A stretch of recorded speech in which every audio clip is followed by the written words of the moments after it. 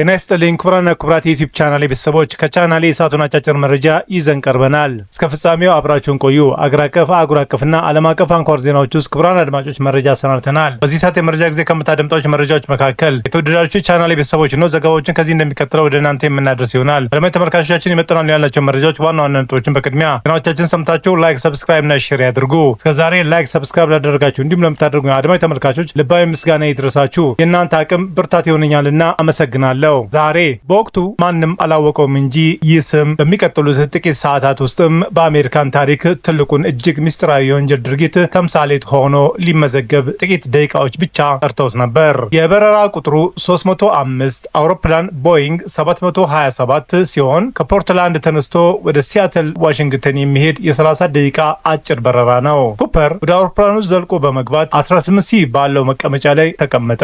ኩፐር ለአብራሪዎቹ አዲስ መመሪያ ሰጠ። አውሮፕላኑ ወደ ሜክሲኮ ሲቲ አብረሩት አላቸው። ነገር ግን ልዩ ቅድመ ሁኔታዎችን አስቀመጠ። ከ10,000 ጫማ በላይ ከፍ እንዳትሉ፣ ፍጥነታችሁን በጣም አነስተኛ እንዲሆን እና አውሮፕላኑ ላፕስ 15 ዲግሪ ወርደው እንዲቆዩ አዘዘ።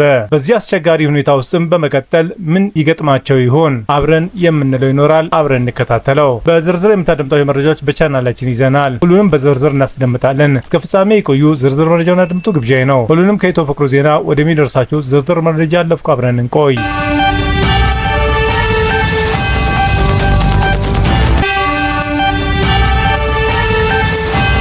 የአሜሪካ FBI ያልተገኘ የሰው ልጅ አቅም የፈተነ። በሰሜን ምዕራብ አሜሪካ ኦሬገን ግዛት የምትገኝ ፖርትላንድ ከተማ በጭጋግና በከባድ ዝናብ ተውጣለች። የከተማዋ አየር ማረፊያም በተጓዦች ተሞልቷል። በዚህ ግርግር መሃልም አንድ ረዥም መልከቀና ጥቁር የዝናብ ካፖርት የለበሰ ሰው ወደ ኖርዝ ዌስት ኦሪየንታንት አየር መንገድ መሸጫ መስኮት ቀረበ። ጥቁር መነጽር አድርጓል። በእጁ አንድ ጥቁር ቦርሳ ይዟል። ወደ ሲያትል የሚሄድ የአንድ መንገድ ትኬት እፈልጋለሁ አለ። የቲኬት ቆራጯ ስሙን ሲጠይቅ ዳን ኩፐር ብሎ መለሰ። አውሮፕላኑ ሞተሩን አስነስቶ ወደ ሰማይ ሲመጥቅ ኩፐር ረጋ ብሎ ለራሱ ቦርባን እና ሶዳ መጠጥ አዘዘ። መጠጡ ቀርቦለት ጥቂት እንደተጎነጨ በአቅራቢያው ለነበረች የበረራ አስተናጋጅ ሎሬን ኤሺ አፍነር አንዲት የተጣጠፈች ወረቀት አቀበላት። ወረቀቱን ተቀብላ በኪሷ ከተተችው። የሆነ ስልክ ቁጥርን ሊሰጠኝ የፈለገ የፍቅር ጥያቄ አቅራቢ ነው ብላ አሰበች። ነገር ግን ኩፐር ወደ እሷ ጠጋ ብሎ በዝቅተኛና ረጋ ባለ ድምፅ እንዲህ አላት፣ ሚስ ያንን ወረቀት ብታዩ ይሻላል። በእጅ የያዝኩት ቦርሳ ውስጥ ቦምብ አለ አላት። የፍሎረንስ ልብ መምታት ጀመረ። ወረቀቱን አውጥታ ስታየው በትላልቅ ፊደላት በቦርሳዬ ውስጥ አለ፣ አስፈላጊ ሆኖ ሲገኝ እጠቀመዋለሁ፣ አጠገቤ ተቀመጭ የሚል ጽሑፍ ትመለከታለች። በፍርሃት እየተንቀጠቀጠች አጠገቡ ተቀመጠች። ኩፐር ቀስ ብሎ ጥቁር ቦርሳውን ከፍቶ ፍሎረንስ በድንጋጤ ደረቀች። በቦርሳ ውስጥ 8 ቀይ ሲሊንደሮች ዳይናማይት የሚመስሉ በሽቦች የተተበተቡ እና ከአንድ ትልቅ ባትሪ ጋር ተገናኝቶ ተመለከተች። ኩፐር ትዕዛዝ አስተላለፈ። ሲያትል ሲደርስ $200,000 ባልታተመ የ$20 ኖት እንድትሰጡኝ እፈልጋለሁ። 4 ፓራሹቶችም እፈልጋለሁ። አውሮፕላኑ ካረፈ በኋላ ነዳጅ እንዲሞላም አድርጎ፣ ካልሆነ ቦምቡን አፈነዳዋለሁ አለ። አስተናጋጇ ወደ አውሮፕላኑ አብራሪዎች ክፍል በመሄድ ሁኔታውን አስረዳች። ካፕቴን ዊሊያም ስኮት ለሲያትል አየር መንገድ መቆጣጠሪያ ያማን ለኤፍቢአይ መረጃውን አስተላለፈ። በአየር ላይ እያሉ በአሜሪካ መሬት ላይ ትልቅ ግርግር ተፈጠረ። የባንክ ባለስልጣናቶች በአስቸኳይ $200,000 አዘጋጁ። 4ቱ ፓራሹቶችም ከፓራሹቱ ማሰልጠኛ ክለብ ተሰበሰበ። በዚህ ሁሉ ጊዜ አውሮፕላን ውስጥ የነበሩ 36 ተጓዦች ምንም የሚያውቁት አንዳች ነገር አልነበረም። በቴክኒክ ችግር ምክንያት በረራው ዘግይቷል የሚል ማስታወቂያ ብቻ ነበረ የተነገረው። ኩፐር ግን በመቀመጫው ላይ ሆኖ መጠጡን እየጠጣና ጥቁር መነጽሩን እንደለበሰ በሰላም ወደ ውጪ ይመለከት ነበር። የበረራ አስተናጋጆቹ በኋላ ላይ እንደመሰከሩት ኩፐር በጣም ጨዋ፣ የማይረብሽ እና የሚያደርገውን ጠንቅቆ የሚያውቅ ሰው ይመስል ነበር ይላሉ። ከምሽቱ 11:45 ላይ አውሮፕላኑ ሲያትል አውሮፕላን ማረፊያ አረፈ። ኩፐር አውሮፕላኑን ሰው ከማይበዛበት ቦታ እንዲቆም አዘዘ። ገንዘብና ፓራሹቶቹን ወደ አውሮፕላኑ እንዲገቡ ተደረገ። ልክ ገንዘቡንና ፓራሹቱን እንደተቀበለ ኩፐር ቃሉን ጠብቆ ሁሉንም ተጓዦችና የተወሰኑ የበረራ ሰራተኞችን አሰናበተ። አውሮፕላኑ ውስጥ የቀሩት ካፕቴን ስኮት፣ ረዳት አብራሪው፣ የበረራ መሐንዲሱና አንዲት የበረራ አስተናጋጅ ብቻ ነበሩ። አሁን ሁለተኛውንና እጅግ አስገራሚ የኦፕሬሽን ምዕራፍ ተጀመረ። ይህ ማለት አውሮፕላኑ በጣም በዝቅታ እና ዝቅ ብሎ እንደሆነ ዝግ ብሎ እንዲበር ማድረግ ነው። በተጨማሪ የአውሮፕላኑን የኋላ መውጫ ደረጃ ክፍት አድርገው እንዲበሩ አዘዘ። አብራሪዎቹ በዚህ ሁኔታ መብረር አደገኛ ነው ብለው ኩፐር ግን አውቃለሁ፣ ዝም ብላችሁ አብሩ በማለት በራስ መተማመን መለሰላቸው። ከምሽቱ 1 ሰዓት ከ40 ላይ ቦይንግ 727 አውሮፕላኑ 4 ሰራተኞችና 1 ታጋችን እንደያዘ ዳግም ወደ ሰማይ ተመጠቀ። አውሮፕላኑ ሲነሳ 2 የአሜሪካን ጦር ጀት አውሮፕላኖችም F-106 ከኋላ ይከታተሉ ነበር። ነገር ግን በከባድ ዝናብና ዳመና ምክንያት ኩፐር የሚያደርገውን ማየት አልቻለም ነበር። አውሮፕላኑ በአየር ላይ ያለ ኩፐር የበረራ አስተናጋጇን ወደ አብራሪዎቹ ክፍል እንድትገባ አዘዛት። ብቻዬንም መሆን እፈልጋለሁ አላት። ከጥቂት ደቂቃዎች ቆይታ በኋላ ለአብራሪዎቹ ክፍል ውስጥ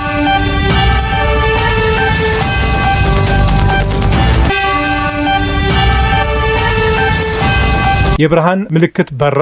የኋላ መውጫው እንደተከፈተ የሚያሳይ ምልክትም ነበር። ካፒቴን ስኮት በውስጥ ስልክ ኩፐር የምንረዳ ነገር አለ ብለው ጠየቀው። ኩፐርም የለም በማለት አጭር መልስ ሰጠ። ይህ ኩፐር የተናገረው የመጨረሻ ቃል ነበር። በዚያ ቅጽበት በዋሽንግተን ግዛት ጥቅጥቅ ያሉ ጫካዎች በላይ በከባድ ዝናብና በብርድ አየር ውስጥ ዴቢ ኩፐር $200,000 የያዘውን ቦርሳ በሰውነቱ ላይ አስሮ በጀርባው ፓራሹቱን ታዝሎ በበረዶ በሚቀዘቅዘው ሌሊት ውስጥ አውሮፕላኑ ወደ ውጪ ዘለለ። አውሮፕላኑ በሰላም ሬኖ ኔቫዳ ውስጥ ሲያርፍ ፖሊሶችና FBI ወዲያውኑ አውሮፕላኑ ወረሩት። ነገር ግን ውስጡ ምንም ሰው አልነበረም። የቀረው ነገር ቢኖር ጥቁር ካራባት፣ የካራባቱ መያዣና 2 ፓራሹቶች ብቻ ነበሩ። ዴቢ ኩፐር ልክ እንደ ጭስ በኑ ጠፍቷል። ከዚህ በኋላ ነው የአሜሪካ ትልቁ የሰው አድን የተጀመረው። ኦፕሬሽን ኖርጃክ ተሰኝቶ የተሰየመው የምርመራ ቡድን በሺዎች የሚቆጠሩ ሰዎችን አሰማራ። የአሜሪካን ጦር ሰራዊት ሄሊኮፕተሮችና በሺዎች የሚቆጠሩ በጎ ፈቃደኛም ኩፐር ዘለለ ተብሎ በሚገመትበት በዋሽንግተን በደቡባዊ ጫካዎች ውስጥ ፍለጋ ጀመሩ። ጫካው እጅግ ጥቅጥቅ ያለ በተራራ የተከበበና በዱር እንስሳት የተሞላ ነው። በዚህ ላይ በዚያች ሌሊት የነበረውን ቅዝቃዜ እና ዝናብ ማንኛውም ሰው ፓራሹቱን ይዞ ቢዘል እንኳን በሕይወት የመትረፍ እድሉ ወደ 0 የሚያስጠጋው ነበር። ሳምንታት፣ ወራት፣ ዓመታት አለፉ። የኩፐር አስክሬንም ሆነ የገንዘብ ቦርሳ ወይም የፓራሹቱ ቅሪት ሊገኝ አልቻለም። FBI ከ800 በላይ ተጠርጣሪዎችን መረመረ። ብዙዎቹ እኔ ኩፐር ነኝ እያሉ መጡ። ነገር ግን የጣት አሻራቸውም ሆነ ማስረጃው ሊገጥም አልቻለም። እንደ አውሮፓውያኖቹ አቆጣጠር በ1980 ዓ.ም ግን አንድ አስገራሚ ነገር ተከሰተ። ብሪያን ኢንግርሃም የተባለ የ8 ዓመት ሕፃን ከቤተሰቦቹ ጋር በኮሎምቢያ ወንዝ ዳርቻ ሽርሽር እያደረገ እያለ አሸዋ ውስጥ የተቀበረ $20 ኖቶችን አገኘ። ገንዘቡ በአጠቃላይ $5,800 አካባቢ ነበር። FBI ወዲያውኑ ምርመራ ሲያደርግ የገንዘቡ ተከታታይ ቁጥሮች በ1971 ለኩፐር በተሰጠው ገንዘብ ጋር አንድ አይነት ሆኖ ተገኙ። የግኝቱ ዓለምን አስገረመ። ገንዘቡ እዚህ እንዴት ሊቀርና ሊደርስ ቻለ? ኩፐር ወንዝ ውስጥ ሰምጦ ሞቷል ማለት ነው ወይስ ሆን ብሎ ገንዘቡን እዚያ ጥሎ ሄዷል የሚለው ጥያቄ መልስ ማግኘት አልቻለም። ሚስጥሩ ለ45 ዓመታት ሲያነጋግር ቆይቶ እንደ አውሮፓውያኖቹ አቆጣጠር በ2016 FBI ጉዳዩን በይፋ መዝጋቱን አስታወቀ። ከዚህ በላይ ልናደርግ የምንችለው ነገር የለም አሉ ባለስልጣናቶቹም ሆኑ። ግን የዲፕ ኩፐር ታሪክ በአሜሪካ ልብ ውስጥም እንደ ትልቅ አፈ ታሪክ ተቀረጸ። ኩፐር ማን ነበር? የቀድሞ አየር ወለድ ወታደር ወይስ በአውሮፕላን ቴክኒክ ላይ ጥልቅ እውቀት የነበረው መሐንዲስ? አንዳንዶች በዛች ሌሊት ሞተዋል ይላሉ።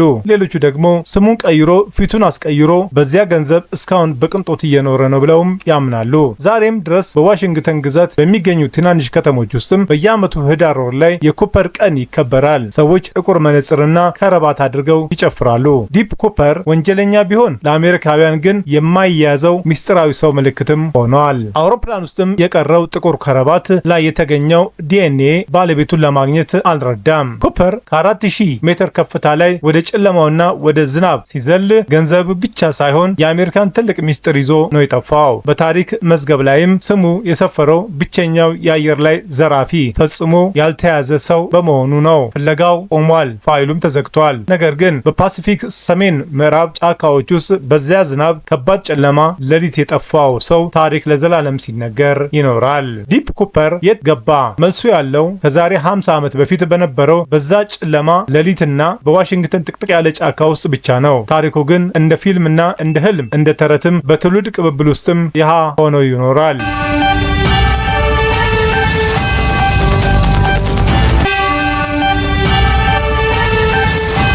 ይህ ሰው ቦይንግ 727 አውሮፕላንን የመረጠው በምክንያት ነበር። በወቅቱ ከነበሩት አውሮፕላኖች ሁሉ በስተጀርባ በኩል ወደ ታች የሚወርድ መውጫ አደረጃጀት ያለው እሱ ብቻ ነበር። ኩፐር ይህን ደረጃ በአየር ላይ እያለ ሊከፈት እንደሚችልና ከኋላ ቢዘል በአውሮፕላኑ ሞተር የሚወጣው እሳት እንደማይነካውም ጠንቅቆም የሚያውቅ ነበር። ይህ ደግሞ ኩፐር ተራ ወንጀለኛ ሳይሆን ስለ አውሮፕላን ምህንድስና ወይም ደግሞ ስለ አየር ወለድ ወታደራዊ ስልጠና ጥልቅ እውቀት ያለው ሰው መሆኑን ያረጋግጣልም። ምርመራውን ከተዘጋ በኋላም ቢሆን ሲቲዝን ስሎት የተባለ የሲቪል ምርመራዎች የኩፐርን ከረባት በዘመናዊ ማይክሮስኮፕ መመርመራቸውን ቀጠሉ። በከረባቱ ላይ እጅግ ጥቃቅን የሆኑ የታይታኒየም እና የአንቲሞን ቅንጣቶች ተገኙ። በ1971 ዓ.ም ታንታኒየም በብዛት ጥቅም ላይ የሚሆነው በከፍተኛ የቴክኖሎጂ ላቦራቶሪዎችና በአውሮፕላን ማምረቻ ድርጅቶች ውስጥ ብቻ ነበር። ይህ ግኝት ኩፐር ምናልባትም በታዋቂ የቦይንግ ኩባንያ ውስጥ ይሰራ የነበረ መሐንዲስ ወይም ላቦራቶሪ ውስጥም የሚሰራ ባለሙያ ሊሆን እንደሚችልም አዲስ መላምት አስነሳ። ምናልባትም የራሱን አውሮፕላን ድክመት ተጠቅሞ የዘረፈው ባለሙያ እሱ ራሱ ነው ይሆናል የሚል ጥያቄም አለ። ሌላው እጅግ አስገራሚ ነገር የኩፐር የአካል መግለጫ ነው። የበረራው አስተናጋጆቹ ፍሎረንስ እና ቲና ኩፐር ሲገልጹት በጣም የተረጋጋ ምንም አይነት የፍርሃት ምልክት የማይታይበትና እጅግ ስርዓት ያለው ብለውታል። ሌላው ቀርቶ አውሮፕላኑ ነዳጅ በሚሞላበት ወቅትም ለአውሮፕላኑ ሰራተኞች ምግብ እንዲመጣላቸውም አዞ ነበር። ይህ ሰው ጨካኝ ወንጀለኛ ሳይሆን የሆነ ግዳጅ ላይ ያለ ወታደር ይመስል ነበር ትላለች ቲና።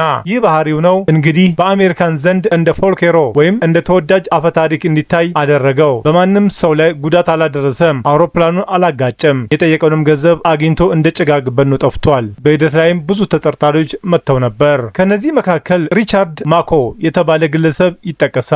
ማኮ ኩፐር በጠፋ በወራት ጊዜ ውስጥ ልክ እንደ ኩፐር አይነት አፈጻጸም ያለው ሌላ አየር ላይ ዘረፋ ፈጽሞ ነበር። እርሱ ግን ወዲያውኑ ተይዞ ኤፍቢአይ ማኮን ቢመረምርም ከኩፐር ለየት ያለ ወይም የቦታ መረጃ በኩፐር ጋር ሊገጥም አልቻለም። ሌላው ደግሞ ሼሪዳን ፒተርሰን የተባለ የቀድሞ አየር ወለድ ወታደር ነው። ፒተርሰን ፊቱ ከኩፐር ምስል ጋር ከመመሳሰሉ በላይ በወቅቱ የነበረውን የፓራሹት ዝላይ ችሎታ ኩፐር ሊሆን ይችላል የሚል ከፍተኛ ጥርጣሬ ፈጥሮ ነበር። ነገር ግን ምንም አይነት የዲኤንኤ ማስረጃ ሊገኝ አልቻለም። ታሪኩን የበለጠ አነጋገር የሚያደርገው በ1980 የተገኘው ገንዘብ ነው። ያ ገንዘብ የተገኘው ኩፐር ከዘለለበት ቦታ በብዙ ማይልስ ርቆ በሚገኝ የወንዝ ዳርቻ ላይ ነው። ገንዘቡ በወንዝ ተጠርጎ እዚያ አደርሶት ወይስ ራሱ ቀብሮት ሄደ? የሳይንስ ባለሙያዎች እንደሚሉት ከሆነ ገንዘቡ አሸዋ ውስጥ የተቀበረው ኩፐር ከዘለለ ከጥቂት ዓመታት በኋላ ነው። ይህ ማለት ኩፐር በዝላ ወቅት አልሞተም ማለት ነው። በህይወት ተርፎ ተመልሶ ሞቶ ገንዘቡ እዚያ ቦታ ቀበረው ወይስ ሌላ ሰው አግኝቶት እዚያ ጣለው? እነዚህን ጥያቄዎች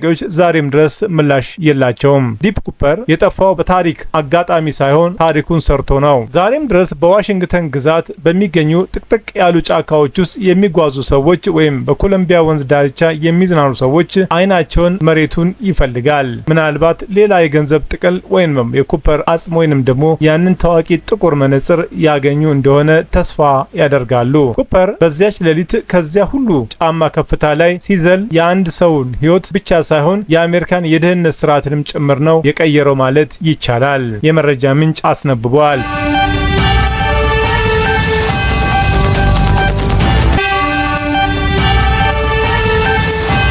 ቻናሌን ስትከታተሉ ስለቆያችሁ ታላቅ አክብሮት አለን። ውድ የቻናሌ ተከታታይ ቤተሰቦች በመላው ዓለምና በአገር ቤት ላላችሁ ሁሉ በየዕለቱ ስኬት እንዲገጥማችሁ እንመኛለን። ዜናዎቻችን ሰምታችሁ ላይክ፣ ሰብስክራይብ እና ሼር ማድረጉ እንዳይዘነጋ፣ እንዲሁም ድጋፋችሁ አይለየን። በሌላ መረጃ ተመልሰን እስክንገናኝ በያለን ቦታ ሰላምና ጤና ይብዛልን።